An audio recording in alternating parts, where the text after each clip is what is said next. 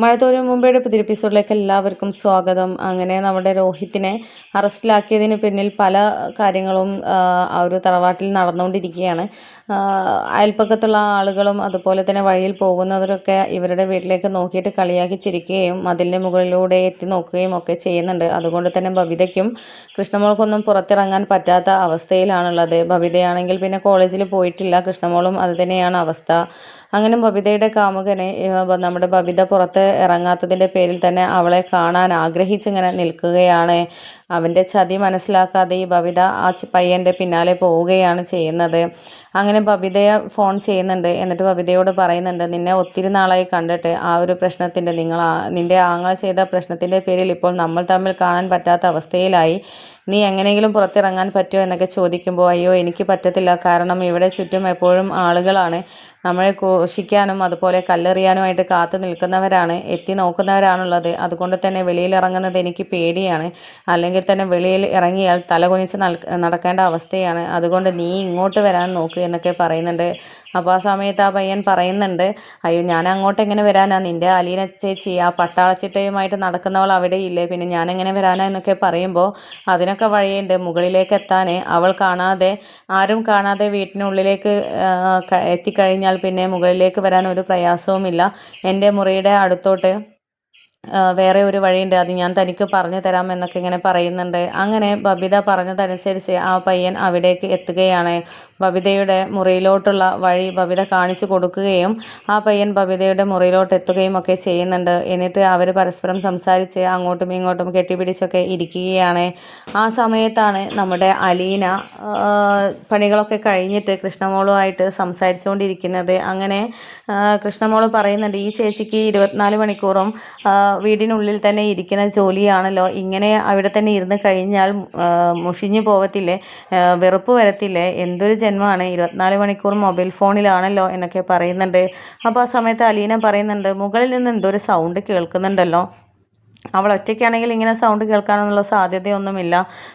എവിടെയൊക്കെ ആരെങ്കിലും വന്നിരുന്നു എന്നൊക്കെ ചോദിക്കുമ്പോൾ, ഇല്ല ചേച്ചി ആരും വന്നിട്ടില്ലല്ലോ, എന്നാലും ആരുടെയോ സംസാരം കേൾക്കുന്ന പോലുണ്ട് എന്നൊക്കെ പറയുമ്പോൾ കൃഷ്ണമോൾ പറയുന്നുണ്ട്, അത് പിന്നെ ഫോണിലായിരിക്കും, ആരോടോ എപ്പോഴും ഇങ്ങനെ സംസാരിക്കുന്ന പണിയാണ് എന്നൊക്കെ പറയുമ്പോൾ, ആഹാ അങ്ങനെയാണെങ്കിൽ ശ്രദ്ധിക്കണം, ഇപ്പോൾ ഒന്ന് കഴിഞ്ഞതേ ഉള്ളൂ, ഇനി ഇവളെന്തെങ്കിലും വരുത്തി വെക്കുമോ എന്നുള്ളത് അറിയത്തില്ല എന്നൊക്കെ പറഞ്ഞിട്ട് അവർ മുകളിലോട്ട് ബബിത ആരോടാ സംസാരിക്കുന്നത് എന്നറിയാനായിട്ട് പോയി നോക്കുകയാണ്.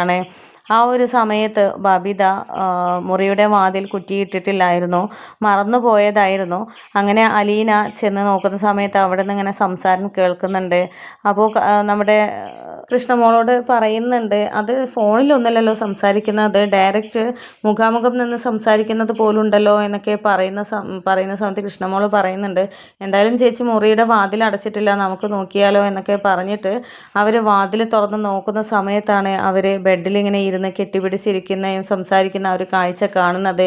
അങ്ങനെ ആകെ ഷോക്കായിട്ട് നിൽക്കുകയാണ് കൃഷ്ണമോൾ. ആ ഒരു സമയത്ത് അലീനയാണെങ്കിൽ ആകെ ദേഷ്യപ്പെട്ട്, ബബിത നീ എന്താ ഈ ചെയ്യുന്നത് എന്നൊക്കെ പറഞ്ഞിട്ട് അലറി വിളിക്കുകയാണ്.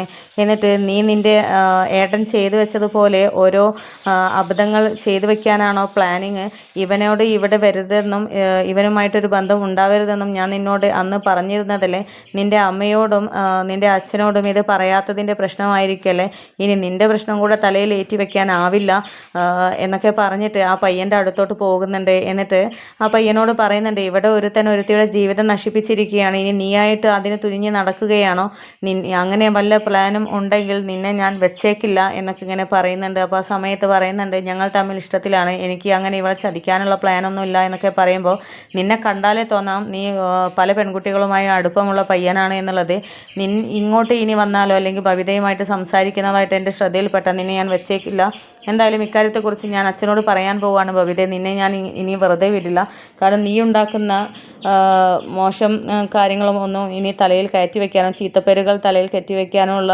ഒരു മനക്കെട്ടിയൊന്നും ഇനി തൽക്കാലം ഇല്ല. അതിന് മാത്രം പ്രശ്നങ്ങൾ ഫേസ് ഇട്ട് കഴിഞ്ഞു. ഇനി ഇതും കൂടെ ഫേസ് ചെയ്യാനുള്ളൊരു ശക്തിയില്ല.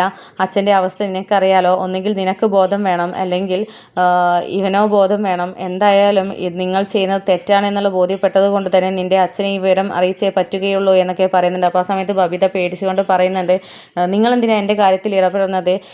ഞാൻ ആരെയുമായിട്ട് സംസാരിക്കണം എന്നുള്ളത് എനിക്കറിയാം. പിന്നെ ഇത് എൻ്റെ ഫ്രണ്ടാണ്, ഫ്രണ്ടുമായിട്ട് എല്ലാവരും സംസാരിക്കല്ലോ എന്നൊക്കെ പറയുമ്പോൾ ഫ്രണ്ടുമായിട്ട് സംസാരിക്കും, പക്ഷേ ഈ രീതിയിലുള്ള സംസാരം ആരും സംസാരിക്കില്ല. നിങ്ങൾ ഇരിക്കുന്ന രീതിയും നിങ്ങൾ നിൽക്കുന്ന രീതിയൊക്കെ ഞാൻ കണ്ടു. ഇതൊരിക്കലും ഒരു ഫ്രണ്ട്ഷിപ്പിൻ്റെ പേരിൽ ഉണ്ടായിട്ടുള്ള ബന്ധമല്ല. പിന്നെ മുറിയിലേക്ക് ആരെങ്കിലും ഫ്രണ്ട്സിനെ വിളിച്ചു വരുത്തോ? പിന്നെ നിങ്ങൾ ഏതിലൂടെയാണ് ഇവനെ നീ മുറിയിലോട്ട് കയറ്റിയിട്ടുള്ളത്? എന്തായാലും ഫ്രണ്ട് ഡോറിലൂടെയല്ല.